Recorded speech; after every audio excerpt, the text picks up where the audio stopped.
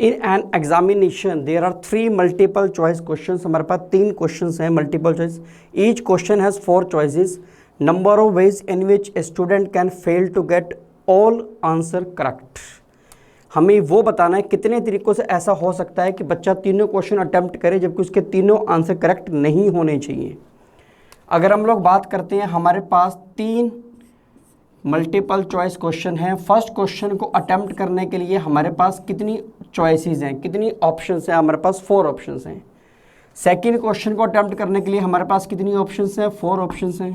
Third question को attempt करने के लिए भी हमारे पास 4 ऑप्शंस हैं। तो इसमें जो टोटल ऑप्शंस बनेंगी, total options to attempt 3 questions, तो टोटल ऑप्शंस हमारे पास कितनी बनेंगी? 4 × 4 × 4, यानी कि 64 हमारे पास टोटल ऑप्शंस बनेंगी। इन 64 ऑप्शंस में से एक ऑप्शन ऐसी होगी जिसके अंदर आपके पास तीनों आंसर आपके क्या होंगे? करेक्ट होंगे। जबकि हमें वो ऑप्शंस फाइंड आउट करनी है जिसमें तीनों आंसर्स करेक्ट नहीं होने चाहिए। Then number of options in which all 3 answers are correct। कितनी ऑप्शन है जिसके अंदर तीनों आंसर आपके करेक्ट होंगे? 1 ऑप्शन है। Then number of options in which he can fail to get all answer correct is 64 में से हम ये केस माइनस कर देंगे। टोटल ऑप्शन आपके पास 64 थी, 64 में से एक ऑप्शन ऐसी थी जिसमें उसके तीनों आंसर्स क्या आ रहे थे? करेक्ट आ रहे थे। जबकि हमें क्या चाहिए था कि तीनों आंसर करेक्ट नहीं होने चाहिए। तो हमने 64 में से वो एक ऑप्शन क्या कर दी? माइनस कर दी। देन टोटल ऑप्शंस जो हमारे आंसर के अंदर हैं वो कितनी है? 63। ये हमारा आंसर आएगा। Given 4 flags of different colors, how many different signals can be generated if a signal require the use of 2 flags, one below the other? हमें 2 फ्लैग्स का यूज करना है। टोटल हमारे पास फ्लैग्स कितने हैं? टोटल हमारे पास 4 फ्लैग्स हैं। ठीक है, 2 फ्लैग्स का हमें यूज करना है। हमें बताना है कि कितने सिग्नल्स हम जनरेट कर सकते हैं। अगर मैं इस पोजीशन की बात करूं तो इस पोजीशन को फिल करने के लिए हमारे पास कितनी ऑप्शंस हैं? हमारे पास टोटल 4 फ्लैग्स थे। इन चारों फ्लैग्स में से कोई भी फ्लैग हम यहाँ पे रख सकते हैं। तो इस पोजीशन को फिल करने के लिए हमारे पास कितनी ऑप्शन हुई? 4। एक फ्लैग यहाँ आ चुका है, वो रिपीट नहीं हो सकता। ठीक है, तो इस पोजीशन को फिल करने के लिए हमारे पास कितनी ऑप्शंस हुई? 3। देन टोटल ऑप्शंस या टोटल सिग्नल्स हमारे पास कितने बनेंगे? 4 × 3, यानी कि 12 सिग्नल हमारे पास टोटल बनेंगे।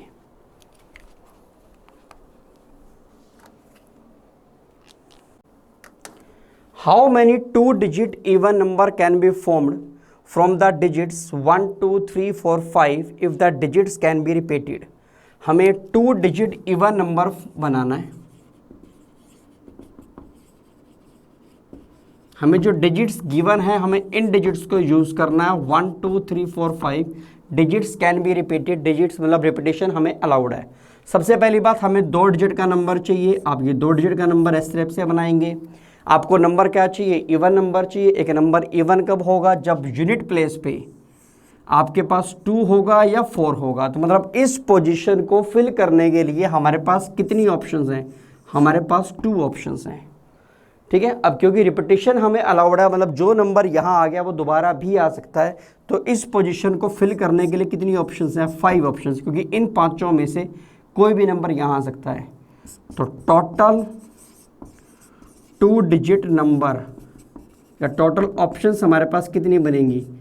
5 × 2, यानी कि 10 ऑप्शंस हमारे पास होंगे। 10 2 डिजिट्स इवन नंबर में बना सकता हूँ यहाँ से।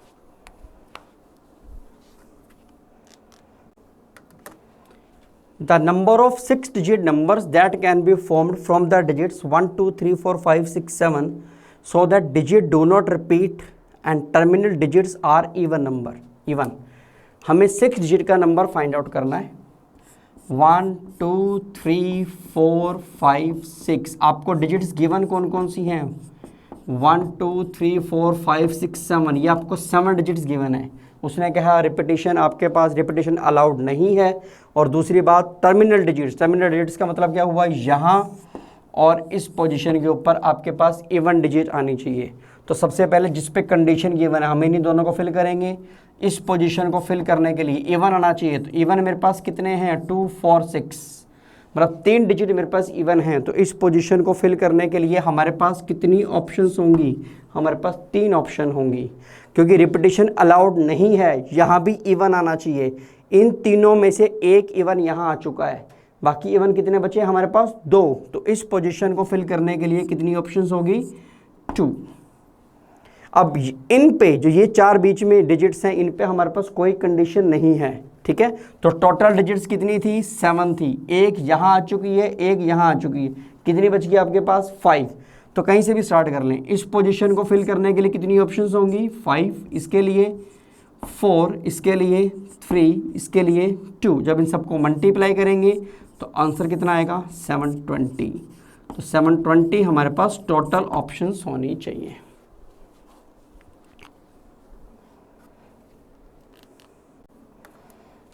The sum of all 4-digit number that can be formed by using the digits 2 4 6 8, repetition of digits not allowed is। हमें sum of digit निकालने हैं। हमें digits given कितने हैं? 2 4 6 8। हमें यहाँ से 4 डिजिट के नंबर बनाने हैं और उन का हमें क्या निकालना है? सम निकालना है। इसका आप शॉर्टकट आप जानते हैं। अगर आपको 4 नंबर गिवन है, शॉर्टकट फॉर्मूला क्या कहता था आपके पास? शॉर्टकट फॉर्मूला क्या था? सम ऑफ डिजिट्स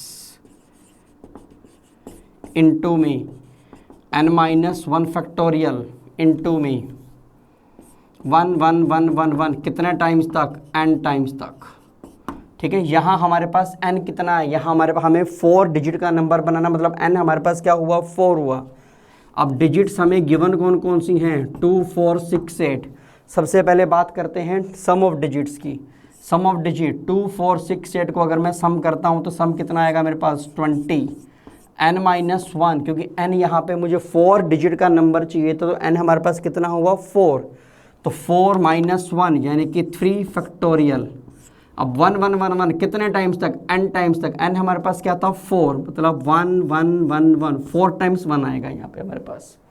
तो ये हमारे पास क्या मिलेगा? 3 फैक्टोरियल 6 6 इंटू में 20, यानी कि 120 इंटू में 1 1 1 1। जब इसको आप मल्टीप्लाई करेंगे तो आपका आंसर कितना आएगा? 13320। मतलब ऑप्शन आपके पास क्या बननी चाहिए? ए। यहाँ पे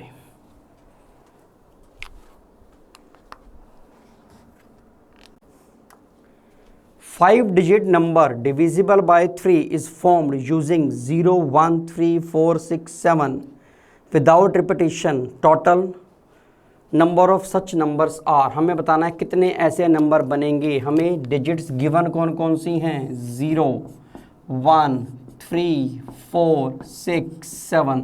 ये हमें 6 डिजिट गिवन है और हमें नंबर कितने डिजिट का चाहिए?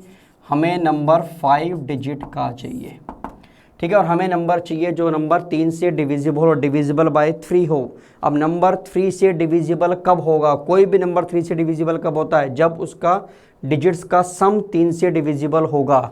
अब हमें इन 6 में से वो 5 डिजिट लेनी है जिनका सम 3 से डिविजिबल हो। सबसे पहले मैं क्या करता हूँ? मैं इन 6 को टोटल करके देखता हूँ।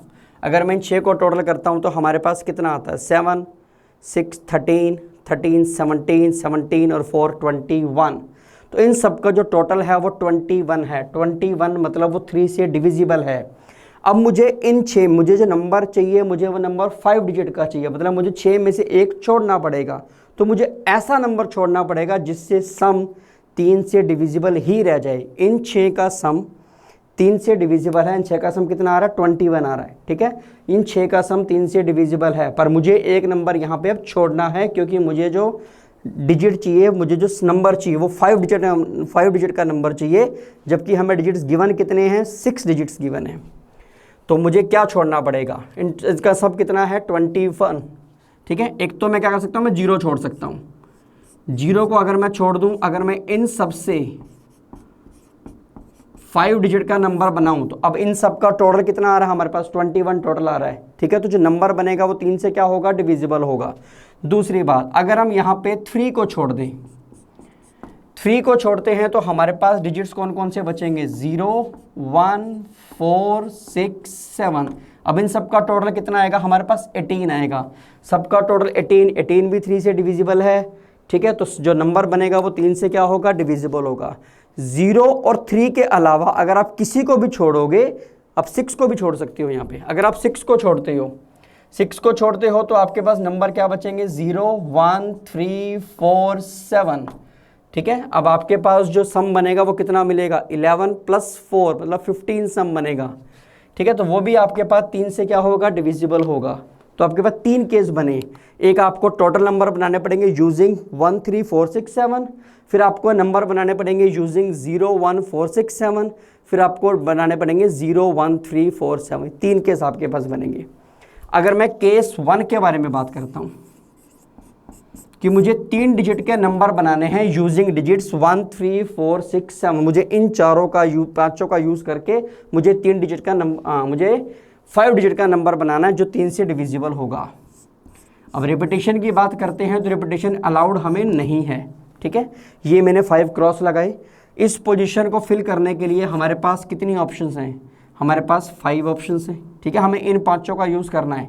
इसको फिल करने के लिए कितनी ऑप्शंस होंगी, 4, इसके लिए 3, इसके लिए 2, इसके लिए 1, यानी कि टोटल हमारे पास 120 नंबर्स बनेंगे इन 5 डिजिट्स को यूज़ करके जो मैं नंबर बनाऊंगा। अब मैं केस 2 के बारे में बात करता हूँ। केस 2 जब मुझे चाहिए तो मुझे इन नंबर्स का यूज़ करना है। हम पहले इसके बारे में बात कर रहे हैं, इन नंबर्स का यूज़ करना है मुझे। 0 1 4 6 7 का यूज़ करके मैं 5 डिजिट का नंबर बनाना चाहता हूँ। अब क्योंकि मुझे नंबर 5 डिजिट का चाहिए तो मैंने 5 क्रॉस लगाए, क्योंकि अब यहाँ पे क्या आ रहा है, 0 की कंडीशन क्या है कि 0 स्टार्टिंग में नहीं आ सकता, इस पोजीशन पे 0 नहीं आ सकता। तो हम यहाँ से क्वेश्चन को स्टार्ट करेंगे। इस पोजीशन को फिल करने के लिए हमारे पास कितनी ऑप्शंस हैं, 0 यहाँ आ नहीं सकता, इन चारों में से कोई भी आ सकता है। तो इस पोजीशन को फिल करने के लिए ऑप्शंस कितनी हुई मेरे पास, 4। बाकी किसी पे कोई भी कंडीशन नहीं है। ठीक है, तो अब हमारे पास टोटल नंबर्स कितने थे, ये डिजिट्स कितने थे, 5। एक यहाँ आ चुका है, कितने बच गए, 4। तो इस पोजीशन को फिल करने के लिए कितनी ऑप्शंस हुई, 4, इसके लिए 3, इसके लिए 2, इसके लिए 1। तो फाइनली ये हमारे पास कितना आएगा, 96 केस बनेंगे। अगर मैं एक थर्ड केस के बारे में बात करूं, केस 3 में भी हमारे पास जो नंबर्स गिवन है वो कौन कौन से गिवन है, 0 1 3 4 7। हमें जो डिजिट नंबर चाहिए 5 डिजिट का चाहिए। इसमें भी सेम 0 आ गया, यहाँ 0 नहीं आ सकता। तो इस पोजीशन को फिल करने के लिए कितनी ऑप्शंस हुई, 4। ठीक है, इसके लिए कितनी ऑप्शंस होंगी, 4 3 2 1। मतलब केस 2 और केस 3 हमारे पास दोनों सेम होंगे। टोटल ऑप्शंस कितनी आ गई हमारे पास, 90। केस 3 में भी ऑप्शंस कितनी आ गई, 96। अगर मैं टोटल केसेस की बात करूं तो मुझे इन तीनों केसेस को क्या करना पड़ेगा, ऐड करना पड़ेगा। ठीक है, तो ये हमारे पास कितना आएगा, 312। ये हमारे पास आंसर आना चाहिए।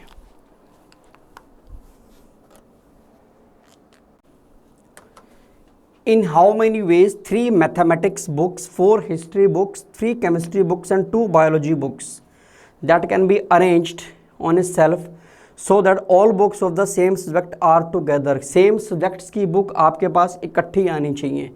अगर मैं बात करूं तो हमारे पास मैथमेटिक्स की बुक्स कितनी हैं, 3 बुक्स हैं हमारे पास। उनको हम लोग, क्योंकि हमें सेम सब्जेक्ट की बुक्स इकट्ठी करनी है, मतलब तीनों मैथमेटिक्स की बुक्स इकट्ठी आनी चाहिए।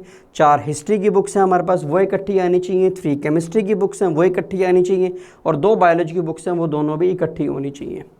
तो मैथमेटिक्स की 3 बुक हुई, उसको हमने नाम दे दिया M1 M2 M3। हमने पैक करके इसका एक बंडल बना दिया। फर्स्ट बंडल हमारे पास इसका बना। 4 हमारे पास हिस्ट्री की बुक्स हैं, ठीक है, उनको हमने नाम दिया H1, H2, H3, H4, ये हमने सेकेंड बंडल बना लिया। ठीक है, और हमारे पास 3 केमिस्ट्री की बुक्स हैं, उनको हमने नाम दिया C1, C2, C3, ये हमारा थर्ड बंडल बना। और हमारे पास 2 बायोलॉजी की बुक्स हैं, उनको हमने नाम दिया B1, B2, ये हमारा फोर्थ बंडल बना।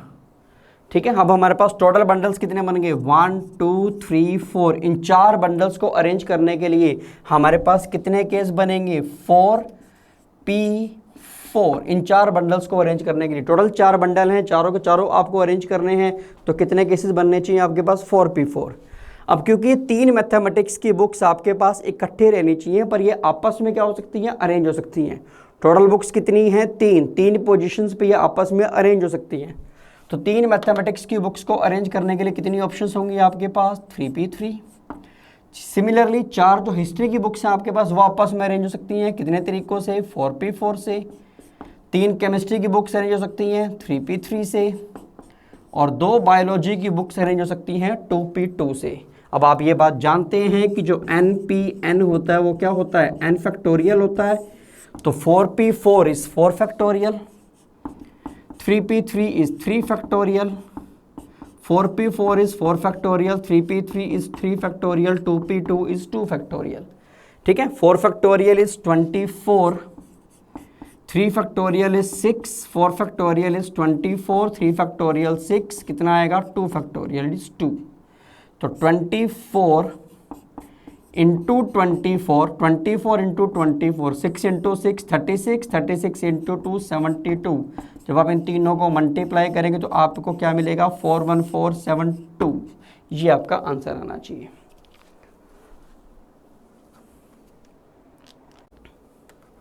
Suppose m men and n women are to be seated in a row so that no 2 women sit together। आपके पास टोटल m मेंस हैं, n वुमेन्स हैं, उनको आपने एक रो के अंदर अरेंज करना है।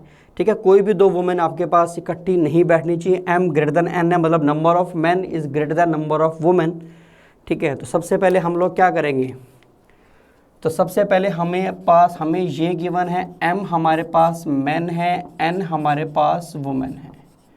तो सबसे पहले हम m को अरेंज करते हैं, क्योंकि कंडीशन किसके ऊपर है? कंडीशन है वुमेन्स के ऊपर। वुमेन्स इकट्ठी नहीं बैठनी, कोई भी 2 वुमेन इकट्ठी नहीं बैठनी चाहिए। तो हमें क्या करना पड़ेगा? हमें वुमेन्स को मेंस के बीच में अरेंज करना पड़ेगा। तो सबसे पहले हम लोग मेंस को अरेंज करते हैं। अब टोटल मेंस हमारे पास कितने हैं? m हमारे पास मेन हैं, तो m मेंस को अरेंज करने के लिए हमारे पास कितने केस बनेंगे? m ठीक है, m मेंस को हमने अरेंज कर दिया।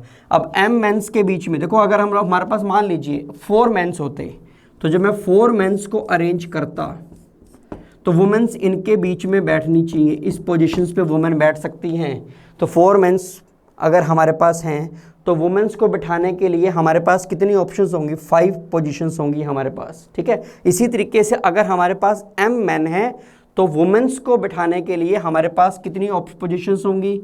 m+1 पोजीशंस होंगी।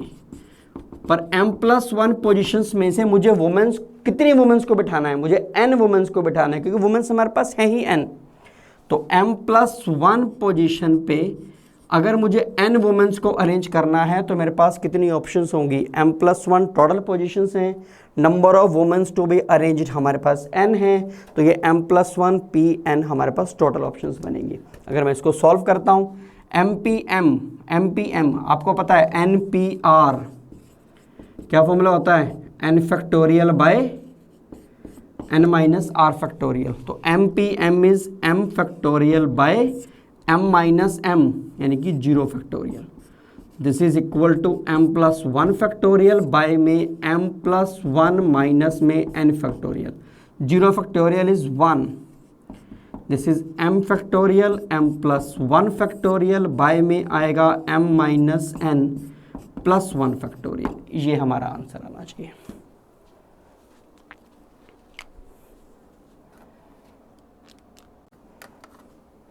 Three married couples are to be seated in a row having 6 seats in a cinema hall. If spouse are to be seated next to each other, in how many way this can be seated? हमारे पास 3 married couples हैं, first married couple को हमने M1W1 का नाम दिया, second married couple को हमने M2W2 का नाम दिया और थर्ड मैरिड कपल को हमने M3W3 का नाम दिया। ठीक है, हमने उन्हें इस तरीके से बिठाना है कि हस्बैंड वाइफ इकट्ठे बैठने चाहिए, मतलब ये दोनों हस्बैंड वाइफ इकट्ठे बैठने चाहिए, ये दोनों इकट्ठे बैठने चाहिए और ये दोनों इकट्ठे बैठने चाहिए। तो हमारे पास टोटल पेयर कितने बने, 1 2 3, हमारे पास 3 पेयर्स हुए। अगर मैं इन 3 पेयर्स को अरेंज करना चाहता हूँ तो मेरे पास कितनी ऑप्शंस होंगी, 3 पेयर्स को अरेंज करने के लिए हमारे पास टोटल ऑप्शंस कितनी बनेंगी, 3p3। अब ये M1W1 हस्बैंड वाइफ इकट्ठे बैठने चाहिए, पर ये आपस में अपनी सीट को क्या कर सकते हैं, चेंज कर सकते हैं। हो सकता है कि M1W1 हो या W1M1 हो, इस तरीके से भी बैठ सकते हैं। तो इन दोनों, ये दोनों अपनी सीट को आपस में अरेंज कर सकते हैं। तो इन दोनों को अरेंज करने के लिए हमारे पास कितनी ऑप्शंस होंगी, 2p2, 2 ही है। ठीक है, ये दोनों भी आपस में अपनी सीट को क्या कर सकते हैं, अरेंज कर सकते हैं। कितनी ऑप्शंस होंगी, 2p2। इसके लिए भी कितनी ऑप्शंस होंगी, 2p2। अब हम ये बात जानते हैं कि npn कितना होता है, n फैक्टोरियल होता है। Then 3p3 is 3 factorial, 2p2 is 2 factorial, this is 2 factorial, this is 2 factorial, 3 factorial is 6 into 2 into 2 into 2, multiply करेंगे तो आंसर कितना आएगा, 48 आएगा। तो फर्स्ट ऑप्शन का आंसर, फर्स्ट क्वेश्चन का आंसर हमारे पास कितना आया, 48। सेकंड क्वेश्चन इसमें क्या कह रहा है, find also the number of ways of their sitting if all ladies sit together. हमें बताना है ऐसे कितने तरीके हैं जिनमें लेडीज इकट्ठी बैठेंगी। ठीक है, अब लेडीज को हमें इकट्ठे बिठाना है, मतलब W1 W2 W3 तीनों वुमेन्स को हमने इकट्ठे बिठाना है। तो हम क्या करेंगे, इन तीनों को एक बंडल बना देंगे, इकट्ठे बिठा देंगे, इकट्ठे बिठाने के बाद एक बंडल बना लेंगे। बाकी हमारे पास क्या बचा, मेंस कैसे भी बैठ सकते हैं, M1 M2 M3। ठीक है, अब ये टोटल कितने बने, 1 2, ये बंडल 3 और ये 4, 1 2 3 4। अगर मैं इन चारों को अरेंज करना चाहता हूं तो मेरे पास कितनी ऑप्शंस बनेंगी, 4p4। ठीक है, अब ये 3 लेडीज इकट्ठी बैठनी चाहिए, पर ये आपस में अपनी सीट को क्या कर सकती हैं, चेंज कर सकती हैं। तो इन तीनों को आपस में अपनी सीट चेंज करने के लिए कितने तरीके लगाएंगे, 3। ठीक है, 3p3, 3 लेडीज आपस में अरेंज होंगी, कितने ऑप्शंस होंगे हमारे पास, 3p3। Now 4p4 is 4 factorial, ध्यान है ना, npn is n factorial, 4p4 is 4 factorial, 3p3 is 3 factorial, this is 24 into 6, 24 into 6 is 144। तो ये हमारे फर्स्ट क्वेश्चन का आंसर था, ये उसी में सेकंड क्वेश्चन का आंसर था।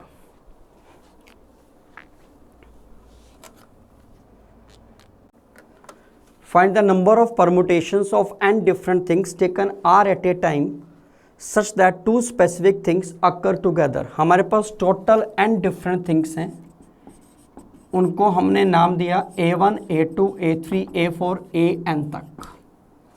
ये हमारे पास टोटल n different things हैं। टोटल हमारे पास कितनी है, n। हमें अरेंज कितनी करनी है, r। ठीक है, 2 specific things always occur together। मतलब 2 स्पेसिफिक ऐसे हैं जो ये कहते हैं कि हम आएंगे और हम इकट्ठे ही सिलेक्ट होंगे, हम इकट्ठे ही अरेंज होंगे। ठीक है, हम वो 2 स्पेसिफिक, मान लीजिए कोई भी हो सकते हैं, मान लीजिए हमने ये 2 मान लिए, इन 2 को एक बार हमने साइड में कर दिया, एक बार हमने हटा दिया, तो हमारे पास टोटल n थे, इन 2 को हमने हटा दिया, बाकी हमारे पास क्या बचे, बाकी हमारे पास बचे A1 A2 A5 A6 AN तक बचे।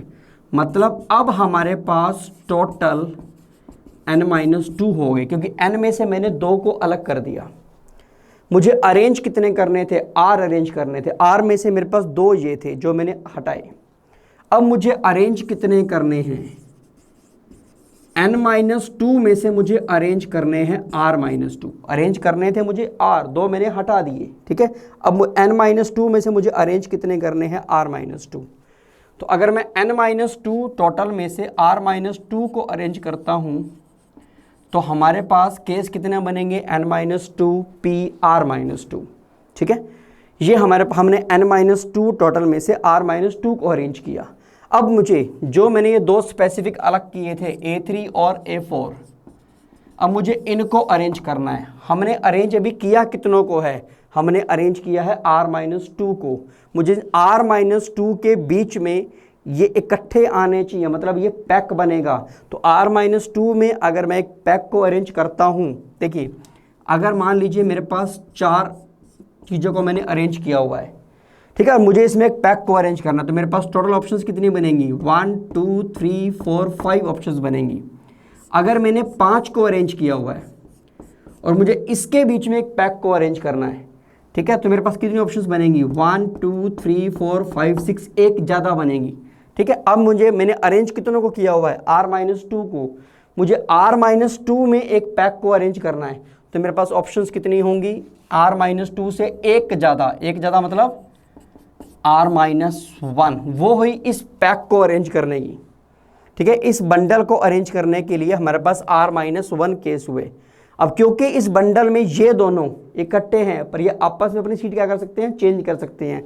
ये A3 ओवर है, मैं इसे क्या लिख सकता हूँ, A4 A3 भी लिख सकता हूँ। तो इन दोनों को आपस में अरेंज करने के लिए हमारे पास कितनी ऑप्शंस होंगी, 2p2 यानी कि 2 फैक्टोरियल। तो ये हमारा आंसर आना चाहिए।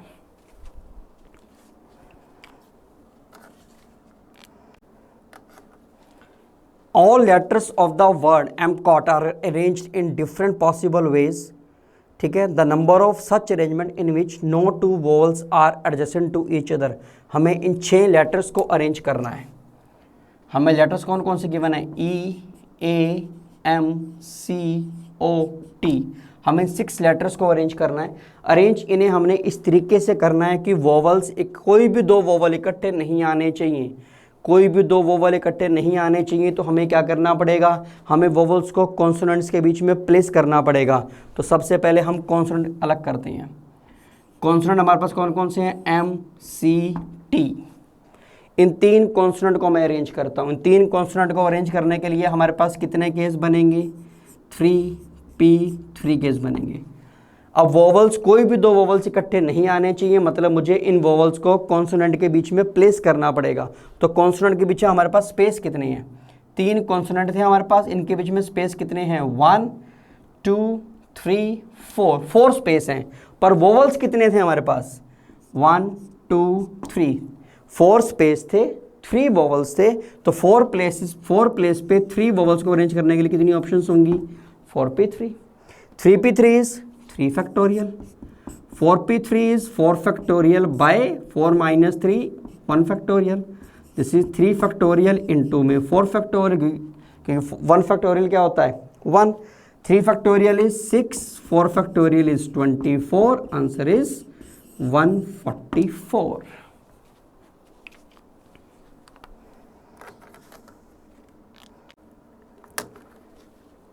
Ten different letters are given. Words with 5 letters are formed using these given letters. Then the number of words which have at least 1 letter repeated. हमारे पास 10 डिफरेंट लेटर्स हैं, हमें 5 लेटर का वर्ड बनाना है। कंडीशन ये क्या है कि उनमें से कम एक लेटर आपके पास क्या करना चाहिए, रिपीट करना चाहिए। हमें वर्ड 5 लेटर्स का बनाना है और कम से कम एक लेटर आपके पास रिपीट करना चाहिए। तो हम इस क्वेश्चन में क्या करेंगे, हम सबसे पहले हम टोटल ऑप्शंस निकालेंगे जिसमें लेटर्स सारे रिपीट हो सकते हैं। फिर उसमें से हम वो माइनस करेंगे जिसमें कोई भी लेटर रिपीट नहीं होता।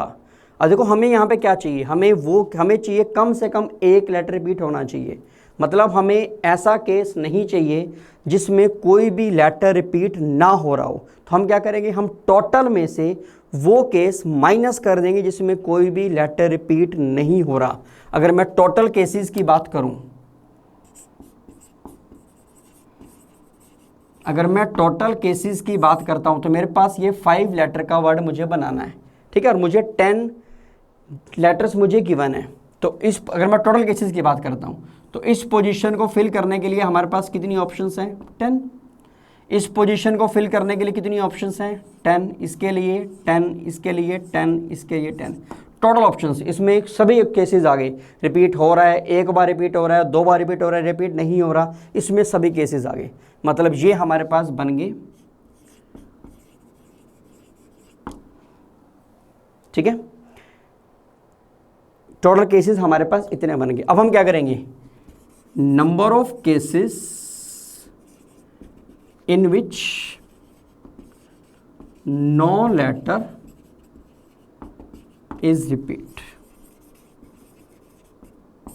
हम वो केस निकालेंगे जिसमें कोई भी लेटर रिपीट नहीं होता। हमें ऐसे केस नहीं चाहिए जिसमें कोई भी लेटर रिपीट नहीं होता।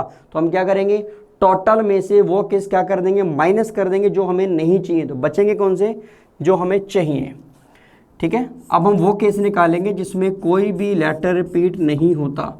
तो इस पोजीशन को फिल करने के लिए हमारे पास कितनी ऑप्शंस होंगी, 10, क्योंकि हमें टोटल 10 लेटर्स गिवन थे।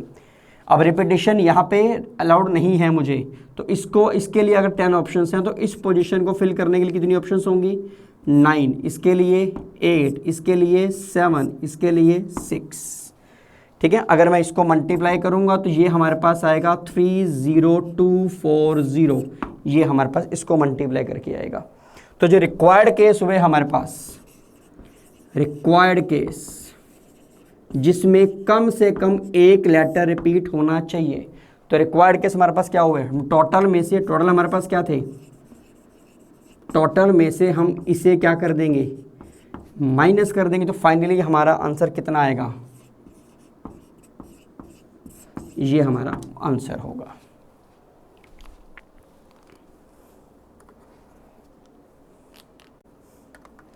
How many numbers lying between 100 and 1000 can be formed using the digits 0, 1, 2, 3, 4, 5।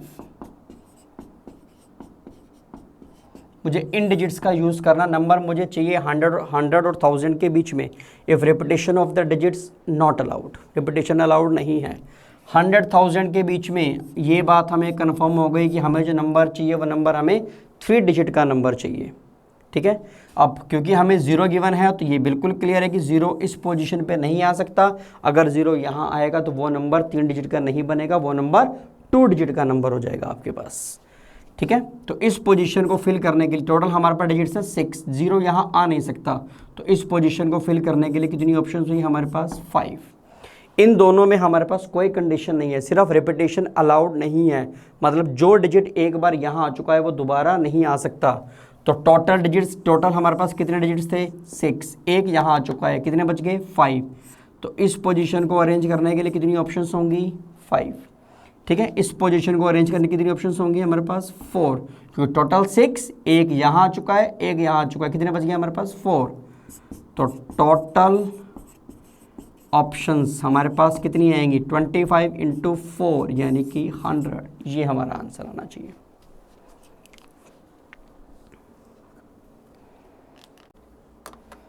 Find R if 5 × में 4PR, 5 × में 4PR, दिस इज 6 × में 5PR -1। हम लोग क्या जानते हैं, हम ये जानते हैं कि NPR क्या फॉर्मूला होता है, n factorial by n minus r factorial, इसका फॉर्मूला होता है। इसी फॉर्मूले को अप्लाई करते हैं।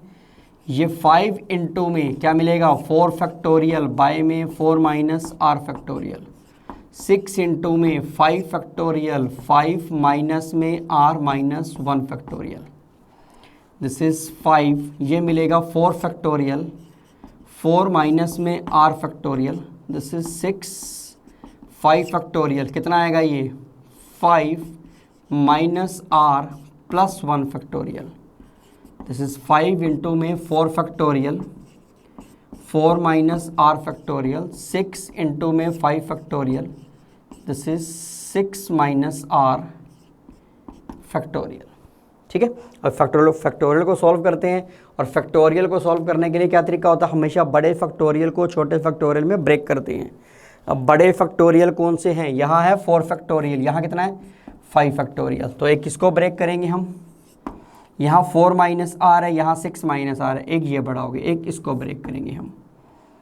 ठीक है, तो क्या बनेगा हमारे पास, 5 × में 4 factorial by 4 minus r factorial, 6 × में 5 फैक्टोरियल को मैं लिख सकता हूँ 5 × में 4 फैक्टोरियल, 6 माइनस r फैक्टोरियल को क्या लिख सकता हूँ मैं, 6 माइनस r एक कम 5 माइनस आर, एक और कम 4 माइनस आर फैक्टोरियल। अब क्या होगा, 4 फैक्टोरियल से ये कैंसिल होगा, इससे ये कैंसिल होगा हमारे पास, ठीक है। 5 से 5 कैंसिल हो जाएगा, बचेगा क्या, क्रॉस मल्टीप्लाई करते हैं तो 6 minus r 5 minus r this is equal to 6, ठीक है।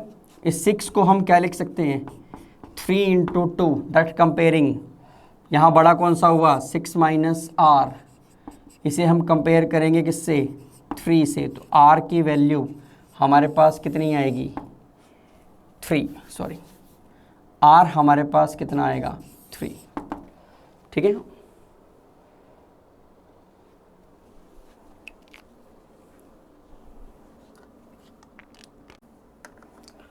The sum of all 5 digit numbers formed with the digits 1 2 3 4 5 taken all at a time।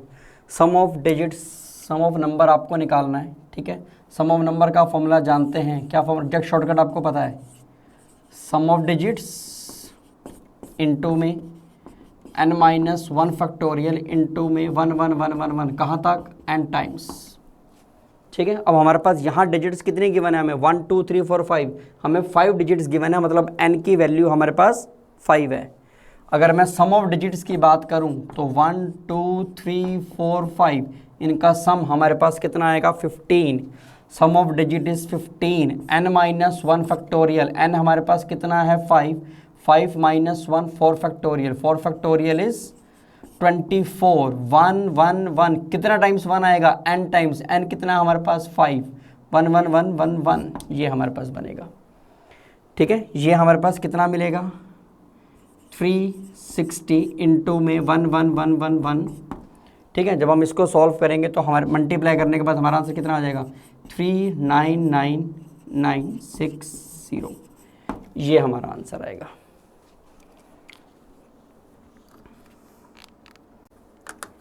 Seven different letters are given, then the number of ways in which words of 5 letters can be formed such that at least one of the letter is repeated। हमें total 7 letters given है, हमें 7 में से 5 letters को use करके एक word बनाना है, और हमें वो वर्ड बनाने हैं जिसमें कम से कम एक लेटर आपके पास क्या हो, रिपीट हो रहा हो। मतलब ऐसे वर्ड्स नहीं चाहिए जिसमें कोई भी लेटर रिपीट नहीं हो रहा हो। तो हम क्या करेंगे, हम सबसे पहले टोटल केसेस निकालेंगे जिसमें रिपीटिशन हमें अलाउड होगी, हम उसमें से वो केस माइनस कर देंगे जो हमें नहीं चाहिए, और हमें कौन से वर्ड नहीं चाहिए, जिसमें कोई भी लेटर रिपीट नहीं हो रहा। तो सबसे पहले हम लोग टोटल केसेस के बारे में बात करते हैं। टोटल केसेस, इसमें मुझे सब अलाउड है, ठीक है। हमारे पास ये 5 लेटर का मुझे वर्ड बनाना है, टोटल लेटर्स हमारे पास हैं कितने 7, तो इस पोजीशन को फिल करने के लिए हमारे पास 7 ऑप्शंस होंगी, इसके लिए भी 7 ऑप्शंस होंगी, सभी के लिए हमारे पास 7 ऑप्शंस होंगी। तो ये हमारे पास 7 रेज़ टू द पावर 5 बन जाएगा।